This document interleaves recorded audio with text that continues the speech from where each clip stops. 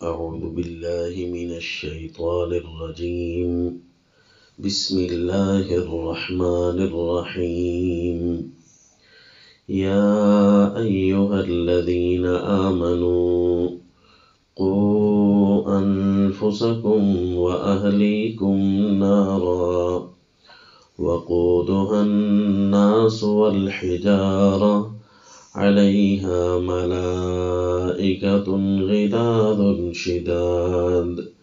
شداد لا يعصون الله ما أمرهم ويفعلون ما يؤمرون. سورة التحریم آیت نمبر 6. یا ایہا الذین آمنوا، اے ایمان والو، قو انفسکم و اہلیکم نارا، اپنے آپ کو اور اپنے اہل و عیال کو آگ سے بچاؤ. وقودها الناس والحجارہ، جس کا ایندھن لوگ ہوں گے اور پتھر ہوں گے، بڑے بڑے پتھر. لوگوں کو اسی جہنم میں ڈالا جا رہا ہوگا. علیہا ملائکۃ غلاظ شداد، اس جہنم پر فرشتے ہوں گے نگران، غلاظ سخت طبیعت والے، کریہ المنظر بڑی شدت سے پکڑنے والے، شداد لا یعصون اللہ ما امرہم ویفعلون ما یؤمرون. یہ فرشتے اللہ تعالیٰ کی نافرمانی نہیں کرتے، جو اللہ انہیں حکم کرتا ہے وہی کرتے ہیں. وَيَفْعَلُونَ مَا يُؤْمَرُونَ. حضرت سیدنا علی بن ابی طلحہ حضرت ابن عباس سے نقل فرماتے ہیں کہ اعملوا بطاعت اللہ واتقوا معاصی اللہ، کہ اللہ کی اطاعت کرتے رہو. قو انفسکم کا معنی اللہ کی اطاعت کے مطابق عمل کرتے رہو، اللہ کے کہنے مانتے رہو اور نافرمانیوں سے بچتے رہو. یہ معنی ہے قو انفسکم. واتقوا معاصی اللہ، اللہ کی نافرمانیاں کہیں آ رہی ہوں تو وہاں سے بچ جاؤ. یہ معنی ہے کہ اپنے آپ کو بچا لو. اور آگے فرمایا وَمُرُوا أَهْلِيكُمْ بِالذِّكْرِ يُنْجِيكُمُ اللَّهُ مِنَ النَّارِ، اور اپنے اہل و عیال کو اسی ذکر کا حکم کرتے رہو کہ اللہ کو یاد رکھو، ہر جگہ اللہ کو یاد رکھو. اور حضرت مجاہد فرماتے ہیں وَأَوْصُوا أَهْلِيكُمْ بِتَقْوَى اللَّهِ، اور اپنے اہل و عیال کو تقوی کے بارے میں بتاتے رہا کرو. قو انفسکم وَأَهْلِيكُمْ نارا، یعنی اپنے اہل و عیال کو ساری باتیں دین کی بتانا تاکہ وہ بھی آگ سے بچے اور تم بھی آگ سے بچو.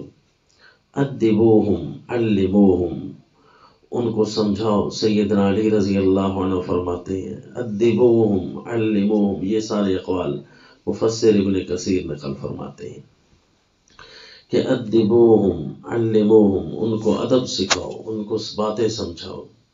حضرت قتادہ فرماتے تھے یأمرہم بطاعت اللہ وینہاہم عن معصیت اللہ، کہ قو انفسکم واہلیکم، اپنے اہل و عیال کو بچانے کا مطلب اللہ کی اطاعت کا ان کو حکم کرتے رہو.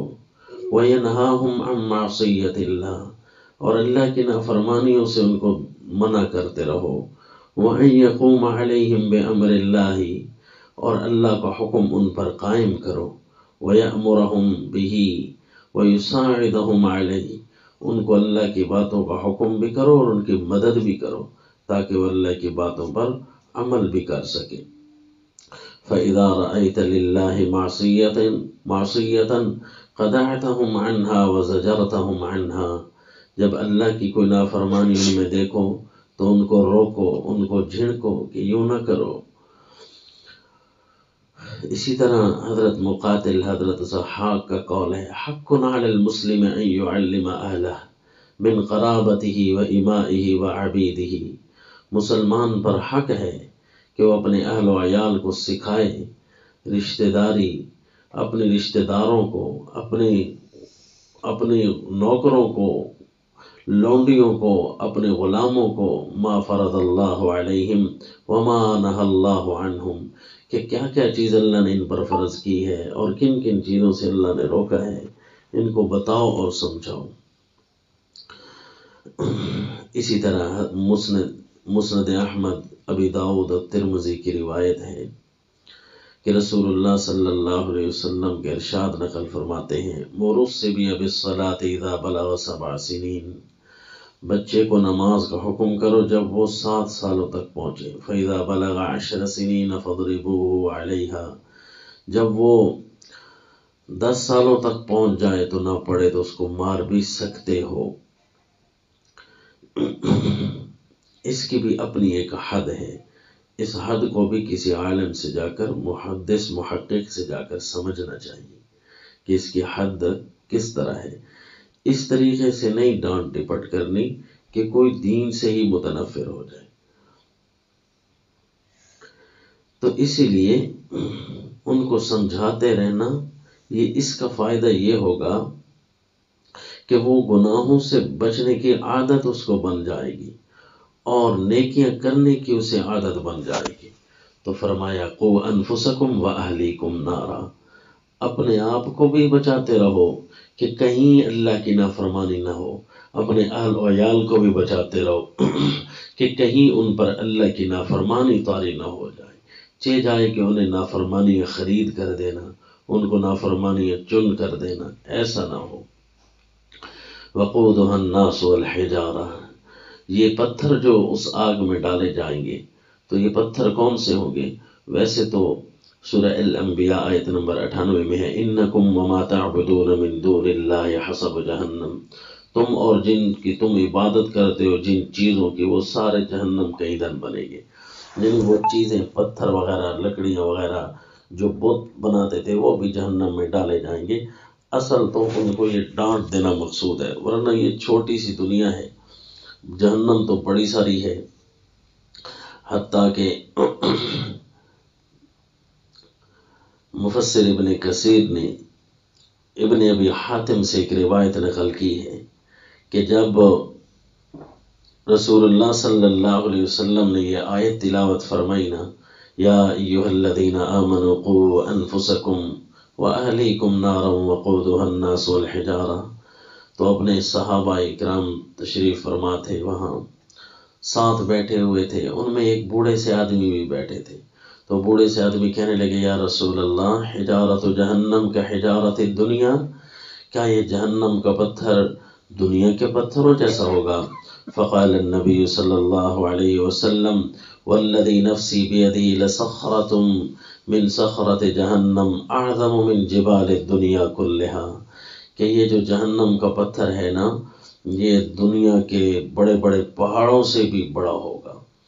فوقع الشیخ مغشیا علیہ، وہ جو بوڑھے صحابی تشریف فرماتے بے ہوشی میں آ گئے، غشی ان پر آ گئی، گرنے لگے۔ نبی صلی اللہ علیہ وسلم نے اپنا ہاتھ مبارک اس کے دل پر رکھا، فرمایا یہ زندہ ہے، اور آپ نے فرمایا تو یوں کہ لا الہ الا اللہ، تو وہ لا الہ الا اللہ کہنے لگا۔ فبشرہ بالجنہ، تو پھر اللہ کے نبی نے انہیں جنت کی خوشخبری دی۔ تو صحابہ اکرام نے پوچھا، اللہ کے رسول، یہ ہمارے اندر رہتے ہوئے بھی اس کو جنت کی خوشخبری کی ضرورت ہے؟ کیونکہ براہ راست یہ آپ کو دیکھ رہے ہیں، تو یہی جنت ہے، یہی جنت کی خوشخبری کے لیے کافی ہے۔ فرمایا نہیں، قرآن میں ہے ذالک لمن خاف مقامی وخاف وعید، سورہ ابراہیم آیت نمبر 14 میں، کہ یہ تو چیزیں ان کے لیے ہیں جو اللہ کے سامنے کھڑے ہونے سے ڈرتے رہیں دنیا میں، اور اللہ کی وعید سے ڈرتے رہیں، جس چیزوں سے اللہ ڈرا رہے ہیں ان سے ڈر جائیں اور فوراً چھوڑ دیں گناہوں کو، یہ چیزیں تو ان کے لیے ہیں۔ پھر فرمایا اسی جہنم میں پتھر بھی ہوں گے، اور اس جہنم کے اندر اس کے اوپر جو نگران فرشتے ہیں، داروغے جہنم کے، وہ فرشتے غلاد شداد، یعنی ان کی طبیعتیں انتہائی سخت ہوں گی۔ قد نزعت من قلوبہم الرحمۃ بالکافرین باللہ، جو اللہ کے منکر ہیں ان کے اندر سے اللہ نے فرشتوں سے رحمت نکال دی ہے کہ منکر ہیں نا جو اللہ کے، ان کے ساتھ کس طرح تم نے پیش آنا ہے۔ شداد، وہ ایسے شدت میں ہیں کہ ان کا دیکھتے ہی بندہ گھبرا جائے گا، حتیٰ کہ وہ بڑے بڑے فرشتے ہیں۔ ابن ابی حاتم نے تو ان کی جو بڑائیاں بیان کی ہے کہ وہ اتنے بڑے ہیں کہ 4,000 فرشتے جہنم کے داروغے ہیں۔ سود وجوہہم کالحۃ انیابہم، کالے چہرے اور انتہائی دردناک ان کی داڑھیں۔ قد نزع اللہ من قلوبہم الرحمہ، ان کے دلوں سے اللہ نے رحمت چھین لی ہے۔ حتیٰ کہ اتنے بڑے بڑے فرشتے، پھر اللہ نے 19 فرشتے ایک اور بھی مقرر کیے ہوں گے۔ بڑی عجیب عجیب باتیں ہیں وہاں جہنم کے بارے میں، لیکن وہ فرشتے جیسے بھی ہیں، لا یعصون اللہ ما امرہم ویفعلون ما یؤمرون، وہ اللہ کے ہی فرمان کے مطابق چلتے رہتے ہیں، اللہ کی مرضی کے بغیر تو وہ بھی کچھ نہیں کریں گے۔ اس لیے فرمایا یا ایھا الذین آمنوا قوا انفسکم واہلیکم نارا، یہ تمہارے اوپر ضروری ہے کہ تمہیں یہ پتہ ہو کہ کون سی باتیں جہنم میں لے جاتی ہیں اور کون سی باتیں جنت کے لیے ضروری ہیں۔ یہ تعلیم ضروری ہے۔ بعض اوقات یہ جہالت اتنی تک پہنچ جاتی ہے کہ حلال اور حرام کا پتہ بڑے بڑوں کو نہیں ہوتا، الیاذ باللہ۔ تو پھر دنیا میں آئے کس لیے تھے؟ اگر تو دنیا میں اپنی مرضیاں چلانے کے لیے آئے ہوتے تو پھر وہ اپنی کوئی دنیا ہوتی، یہ تو ساری اللہ کی بنائی ہوئی ہے۔ جب دی ہوئی اللہ کی ہے تو پھر مرضی بھی اسی کی مطابق چلتے ہوئے دنیا میں وقت گزارنا ہے۔ لوگ اللہ کی نافرمانی اس لیے خریدتے ہیں تاکہ ہماری زندگی اچھی گزر جائے، نعوذ باللہ۔